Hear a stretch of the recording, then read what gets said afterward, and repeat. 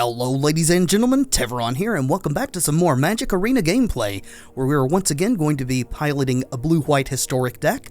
This time, it's going to be a little different though. I've been playing this ever since the last video and making adjustments as I go, just kind of tuning it to my own taste. We'll go over the changes here directly.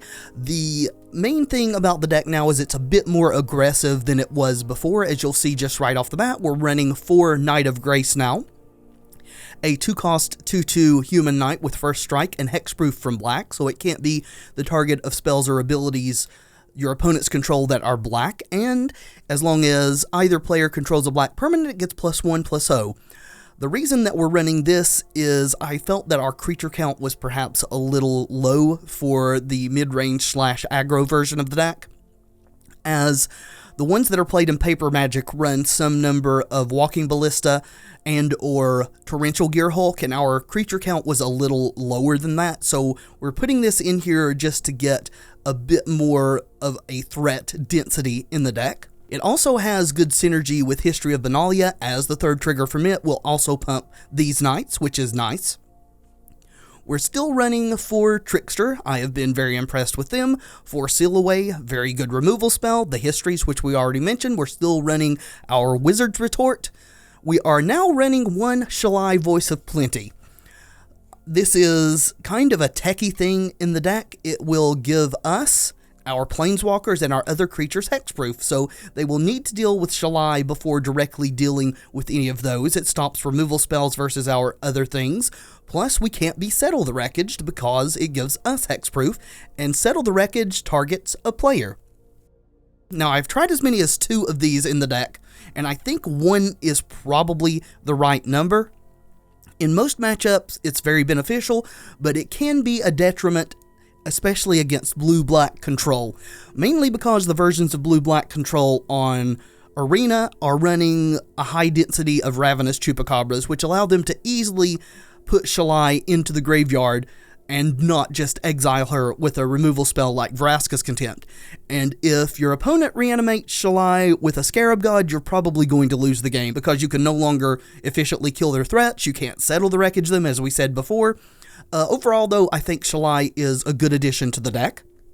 We've cut down to 3 Wrath, just cutting down a bit on some of our legendaries, just so that we don't have multiple copies stuck in hand. Wrath is still very good and still great in this deck, so we're still running 3 of him. We have gone up to 2 Cast Out just to give us a bit more versatility in our removal package. We're down to 2 Settle the Wreckage now, and also down to 3 Lyra Dawnbringers for the reasons that we previously iterated about Wrath. Also nice to note that I forgot to mention about Shalai is she synergizes well with Lyra, as she is an angel, so Lyra will give her +1/+1 in lifelink, which is awesome. Still running 2 Teferi. I actually think I might want a 3rd Teferi in this deck, but unfortunately I haven't pulled any more legendary wild cards, so I can't craft it. That is one bone that I have to pick with Magic Arena. I do wish it was at least a bit more generous in its reward structure, because grinding out for legendaries and rares is very difficult at the moment. We're down to 1 Commit to Memory, and that is it for the non-land portion of the deck, but I have also adjusted the mana base at least a little bit. We're running 7 Plains, 8 Islands, 2 Memorial to Genius, up from 1 I think it was previously. This is very good in the mid to late game, letting us draw a higher density of cards so that we can deploy more threats or deal with threats from our opponent. 4 of each blue-white duel, and then 1 Field of Ruin. I actually think I probably want more than 1 Field of Ruin in the deck, but we're testing out 1 just as I said, a test. I have cut the Scavenger Grounds because they weren't being all that useful in the matchups where I wanted it the most, the blue-black matchups with Scarab God. The Scarab God wasn't a super big issue. What was burying me mostly was Azcanta, so the Field of Ruin is in here as a nod to that, to maybe destroy our opponent's Azcantas if they flip. Hopefully that's good, and again, I do think I probably want 2 or 3 of these instead of just the 1, but this is the list that we are going to be running today. As always, in the description there will be a link to the deck list if you would like to check that out in your own leisure time. It's going to be on MTG Goldfish, which has a feature so that you can export the list and import it directly into Arena, and I'll go ahead and show you how to do that if you're unfamiliar with that feature. What you do is just go to your deck screen and then hit import down here. And successfully imported from clipboard, which is this exact copy right here. Let's go ahead and delete that. Yes. It is also possible to export. You just go ahead and click on that and then export down here. It will put it into your clipboard and then you can paste it, wherever else you want to. But let's go ahead and play a few games, shall we? I have lately been doing quick constructed because it's just better rewards. We're in the middle of a run of that. We're at 2 wins and 1 loss. Hopefully we can run off some more wins and get some better rewards. And they do get better as you go on. As you can see, you get more cards and they're guaranteed rarities. At 7 wins, you get at least 2 rares and 1 uncommon. And in fact, one run that I did that was 7 wins, I ended up getting 2 mythics. I would much rather they would give me wild cards, but I can't control that, so I guess we take what we can get for now and just hope that they're more generous in the future. Anyway, let's dive in. All right. I do wish we had a 3rd land or that one of these was a duel. We get to go first. I think we keep this. It's going to be touch and go as to whether we can cast Wizard Retort on curve or not, but I don't think we throw that back. I have had several losses due to not hitting our land drops appropriately. I do think 26 is the correct amount of lands in the deck, but when you're stuck on 3 lands and you're desperately needing to cast your Settle the Wreckage and can't hit your 4th mana, you're probably going to die. Let's hope that doesn't happen to us today. Knight of Grace should be good here. Even if they use a removal spell on it, it will use up some of their resources. And hopefully we'll start drawing more lands as we go forward. Yeah, Magma Spray. I would much rather they had used a Lightning Strike or something, but again, we'll take what we can get. Also stops them from deploying a 2-drop threat, though. They do have a Rigging Runner, and we got a 2nd blue, which is awesome. So now we have up Wizard's Retort. We also have 2 Sealaways that we can possibly cast. Go ahead and pass back over. We'll decide what we want to do based on what the opponent does pre-combat here. Okay. We are going to... I think we're just going to seal that away, try to save our Wizard's Retort for something more threatening like a Hazoret or a Phoenix or even a Glorybringer. We are going to be taking some damage, and we still want to draw some more lands and desperately are needing a 2nd white source too at the moment. Down to 15, there's a 2nd retort, so we can safely afford to burn one of those to counter something. We unfortunately didn't draw a 4th land. So we're kind of touch and go at the moment. Right, opponent has the mana to cast a Phoenix. We're going to take this because I want the ability to counter a Phoenix if they have it. And one thing I wish they would fix too is it says my turn right there when there's a 1st striker. There's a Phoenix. Goodbye. And it has thrown me off a great deal. It should not say my turn. It should say something about damage phase or whatever. Yeah, we'll just pass back again. Still not hitting our land drops. Can't afford to really play this. If they've got a Hazoret, we have to counter it. We'll counter a Phoenix too. Going to go to 9 for sure here.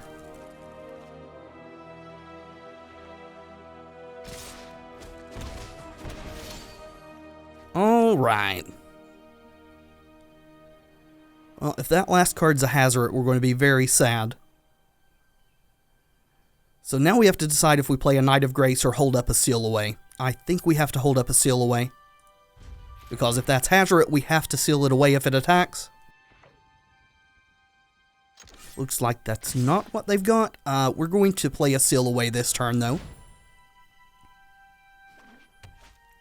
Deal with that Rigging Runner.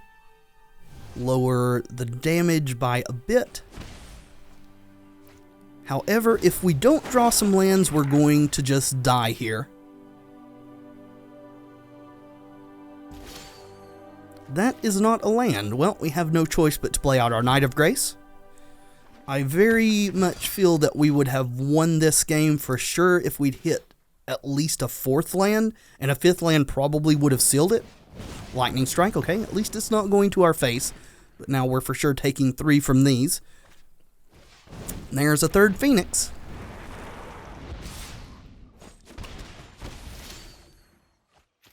That is probably too little too late. They have lethal on board. Even if we commit to memory this Phoenix, they can just sack their Ramunap Ruins, which is exactly lethal. Good game, my friend.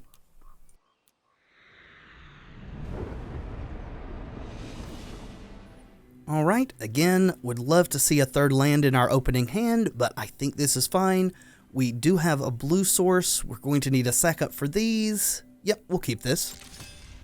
Hopefully we're a bit more fortunate in our draws and hit our land drops on time this game.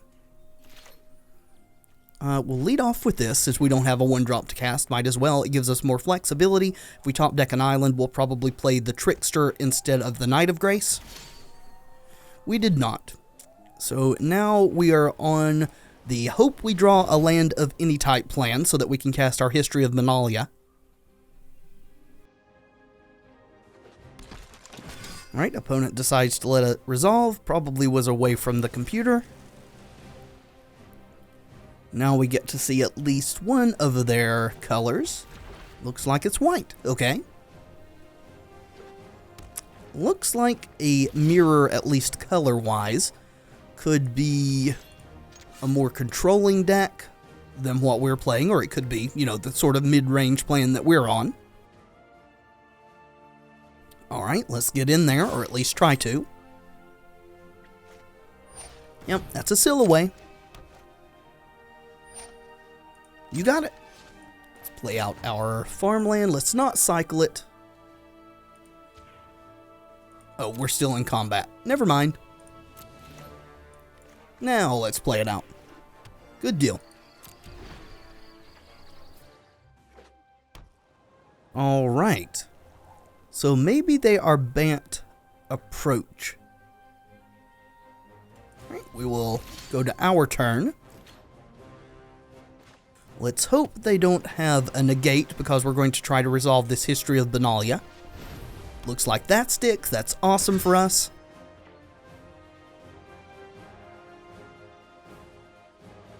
And these little guys can't be sealed away because they're vigilant. They don't tap to attack.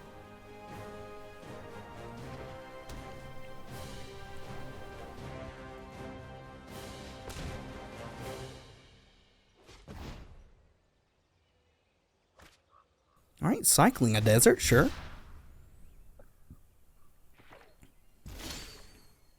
Lyra would have loved to have seen a 5th land there. Resolving Teferi would have probably been a very big game for us, but unfortunately we're not going to have that option. So what we're going to do is hold up Merfolk Trickster plus Wizard's Retort here. If they play something worth countering, we'll counter it. If they don't, we'll flash in Merfolk Trickster on their end phase.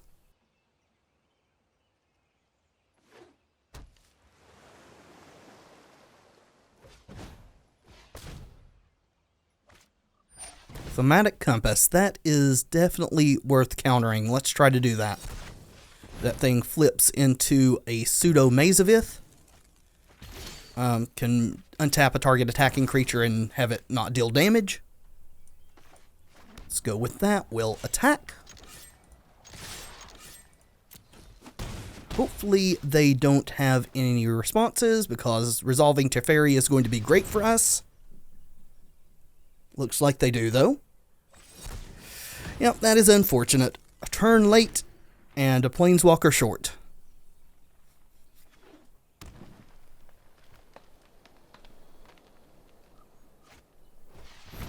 Okay, River's Rebuke. Bye-bye to our Knights. We may want to cycle that, so I think we're just going to deploy Lyra here. And then end our turn. Looks like they've got a Slaughter Their Strong, sure. Not a fan of it, but we can't do anything about it. Spring, okay. So that will be mined in their graveyard that they can play for 6 to draw 2 cards. I think we'll go with Knight of Grace. And I'm still going to hold on to this farmland to cycle.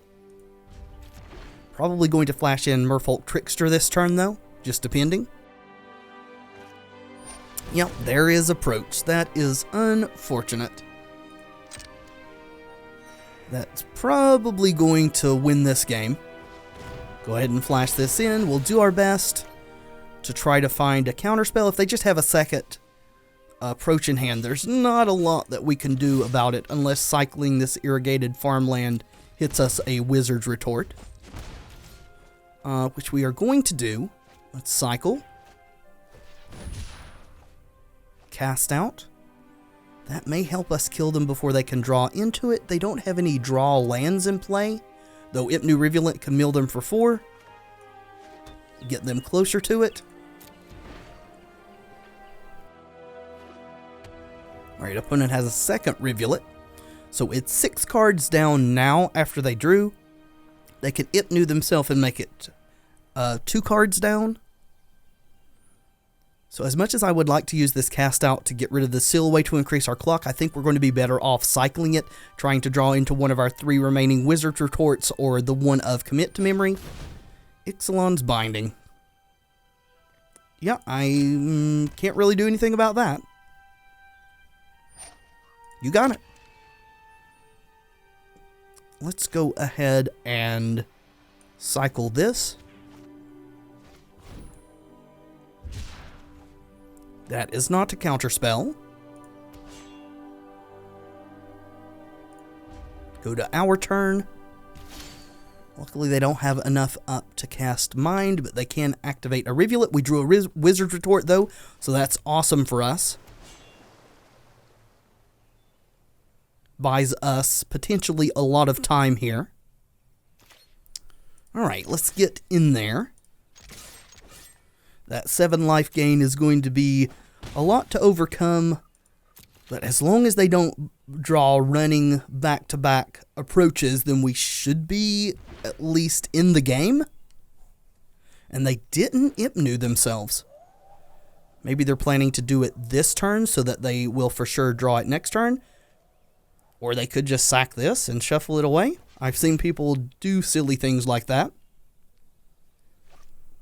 Alright, going to Rivulet themselves now, so they'll draw it next turn. Let's see if they did mill another approach, so that's good for us. Let's go ahead and sack our Memorial to Genius.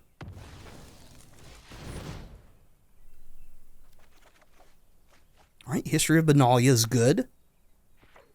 Luckily, that's not what was under Ixalan's Binding. So we're just going to go ahead and play that out. They do have enough mana to cast Mind. So if they draw a counterspell in addition to the approach, they may be, let's see, 3, 4, 5, 6, 7, 8, 9. So it would have to be a negate for them to have the mana to cast approach plus that. They can't afford, actually they would also have to draw an untapped land because they can't afford to sack this Evolving Wilds on our turn to have a usable land. Yep, you got your Mind. So I guess they can now. So they can sack this now after casting the Mind, and they'll have the additional land available. Let's go ahead and attack. And hopefully we can stop that approach with Wizard's Retort.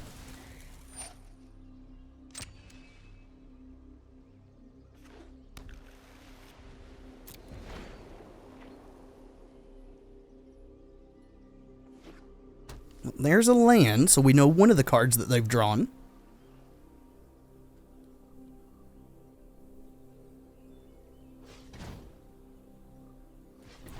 They are making me think that they do indeed have a counterspell in hand, manually tapping their lands as they are. So, nothing to do but to try it. If they've got a counter back, then we've lost. But they don't. Awesome. Let's go to our turn, please.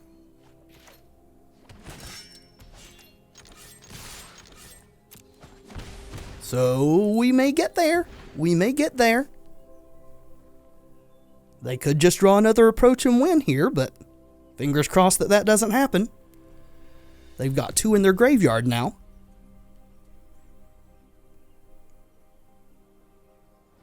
And we got it! Awesome. Don't think we can afford to keep this hand with the 2 lands and one of them being Field of Ruin. Let's mulligan. Alright, that is definitely better. We will keep this. And we will scry that to...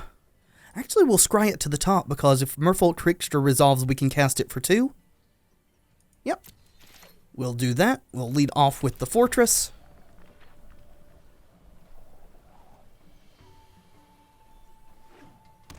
Alrighty, showing red for the moment. Definitely going to be flashing in this Trickster to turn on our Wizard's Retort, hopefully followed by a 3rd land. Ooh, maybe we need to block. No, I don't think we do. I think we're going to take this 2 and then flash in the Merfolk. I think it's more important for us to be able to counter something instead of just preventing 2 damage at this point. That is unfortunate. We're going to attack, because we're not going to be blocking. And we will counter pretty much anything that the opponent casts at this point. Even a removal spell. Yep, get out of here. Because if we let it die, then our Wizard's Retort is no longer castable unless we top deck a land.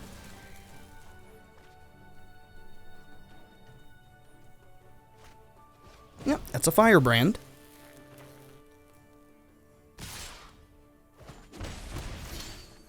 That is not a land, and now we are going to sit back and try to block.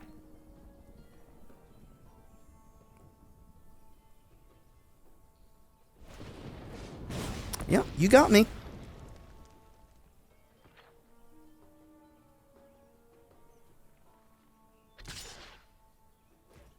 Block.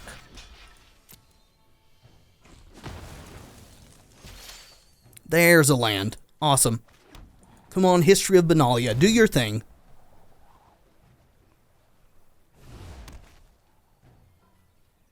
And now, what we would like to do is draw 2 more lands over the next 2 turns. Preferably both that would come into play untapped.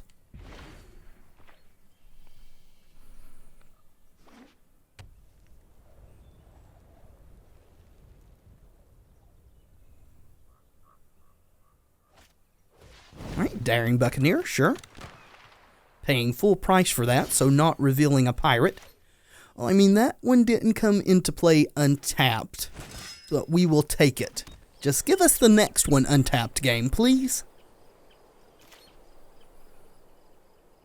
And this is not first strike, so we are going to attack. It can serve both offense and defense.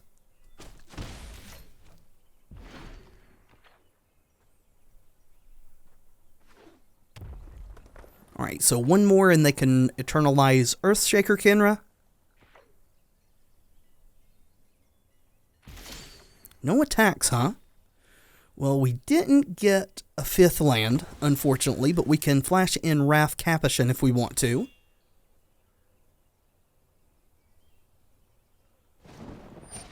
Lightning Strike? Yep, you got it. We will definitely be attacking.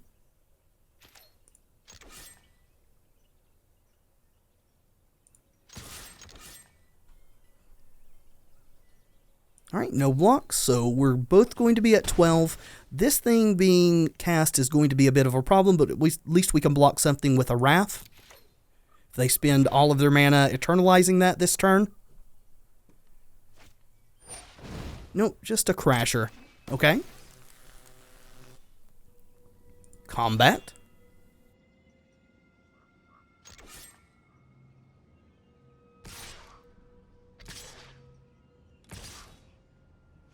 Alright, so it's being exerted, so we can't block with our Knight. But we can flash in Wrath. And we're going to try to block this Buccaneer. Alright, we're down to 8. Darn it, we needed a 5th land really badly. I think we're going to attack, though. Aggression seems to be the best policy at this point. And then we will play out our Knight of Grace while still having Merfolk Trickster to cast, which is great versus the Thirstsaker Kinra if they eternalize it. Which I imagine they'll do. They have 6 mana now. Yep, you got it. Just waiting on opponent to choose a target. You can't choose this. It's hexproof from black. Now we'll flash in our Trickster, tap down their Kinra.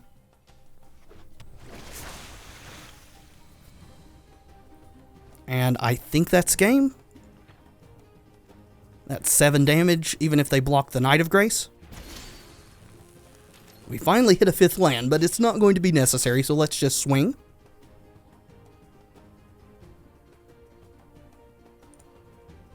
Good game, opponent.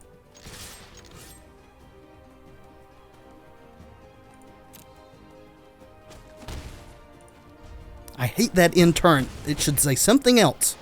I've sat there wondering if I should click it or not so many times. Alright. This hand is a little slow, but I think we're going to try it. Just see what comes of it. We have a Settle the Wreckage. If we just hit our 4th land and we're against aggro, we should be able to just wipe their board and then go on from there. Hopefully. Alright, well, we'll lead off with our farmland. Well, our opponent appears to not be present, so we may be getting a free win here. Okay, well, looks like the game took initiative for them there. It's the first time I've seen that happen. I've seen, like, further into a game, the opponent time out and then lose, but that's the first time I've seen the game actively just discard their card and pass. We do know for sure that they're on Merfolk, though. Merfolk can be a bit of a problem for us if they can manage to go super wide and we can't manage to either draw our Settle the Wreckage or have enough mana out to cast a Settle the Wreckage. Alright, well, certainly not the most exciting gameplay, but we'll take it, I suppose. Alright, that's a very land-heavy hand. We've got a History of Benalia and a Settle the Wreckage. I do think we're still going to keep it. And again, just hoping for RNG to be in our favor and not flood us out here. Alright, Merfolk. So, we get a Merfolk matchup even though the last Merfolk player timed out, so let's hope that this Settle the Wreckage does its job. Or maybe it's not blue-green Merfolk, maybe it's the, like, blue Auras deck. But no, it's blue-green Merfolk, okay.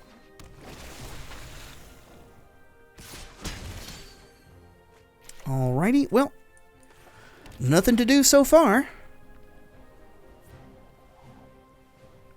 And our deck has been very uncooperative so far.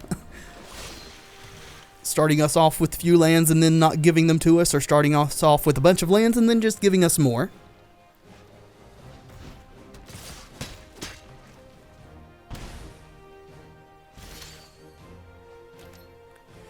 Yep, well, would have loved to have seen you last turn, but I guess we'll take our History of Benalia. Got a Curious Obsession there, so we're probably going to be obligated to Settle the Wreckage next turn. Hopefully they will oblige by attacking with everything. There is a Kumina. So now the question is, are you just going to attack with this? Are you going to attack with both? Okay, so never mind. You can attack with both and still draw a card with Kumina. Or just put counters on everything and lose your enchantment. Sure, that'll work too, I suppose. So, let us swing in. And I doubt the opponent's going to swing out next turn the way that they're playing, but if they don't, then that gives us the opportunity to flash in Wrath. Yep, that is a River Sneak.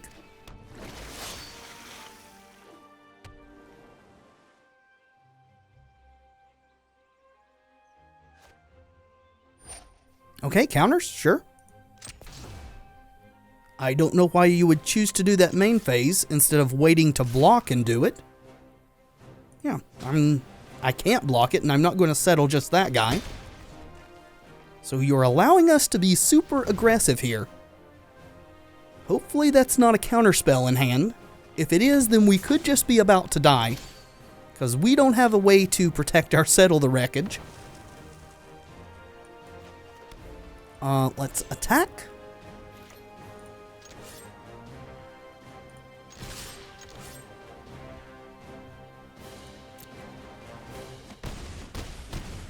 They are to 7. So if they attack with everything and we block the 4 and 4, we will take 9, 10, 11, which isn't lethal. Just wondering if I can afford to cast a fairy here. I'm not going to risk it. We're just going to pass. And again, hopefully they don't have a counterspell. That is a Merfolk Mistbinder, so yeah, that would have thrown our math way off, and we would have been dead if we'd played Teferi.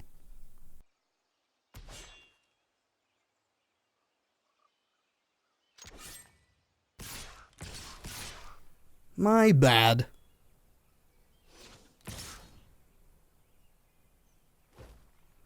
And we have to settle the wreckage, or at least try to.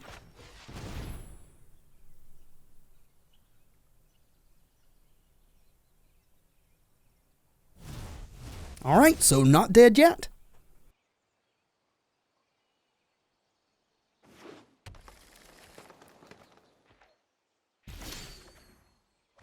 Cast out's pretty good. Let's see. We've got 6 mana. We can play Teferi, tick him up, and untap 2, which would leave us 3 untapped, which is not enough to cast out. Or we could just cast out and play Knight of Grace, which I think is probably a better move. Let's attack first. Attack with Wrath.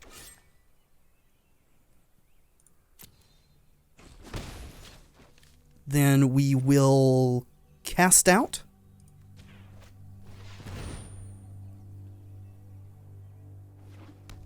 We're going to get rid of Kumina, or try to.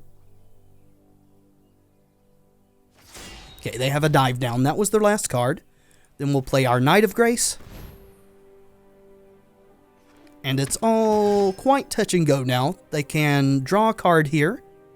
Then they can give Kumina unblockable next turn, which is not lethal to us, but we're not lethal to them next turn either. Especially with another Merfolk coming down. Yep, Pioneer, sure. Again, not real happy about it, but not a lot I can do to say no. Alright, so we've got to do some blocking here.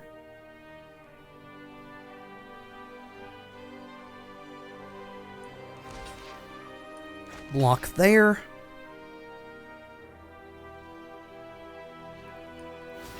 Block there. And I think we'll just take 8. Yep. Feel like we're not going to win this game.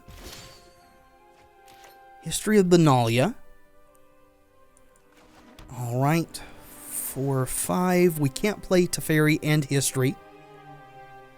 So we can play Teferi and tuck Kumina, which is still not enough to survive. We could play Teferi and draw and hope to draw a Settle the Wreckage, which I think is our better opportunity.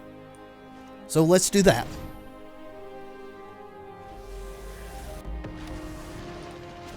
This isn't a fight you can win. No time for a break. And that is not a Settle the Wreckage. It is something that can prevent some damage, so we can flash this in and tap this. Then we've got 3 blockers, and it doesn't matter because any 2 of these are lethal. Good game, opponent. You got it.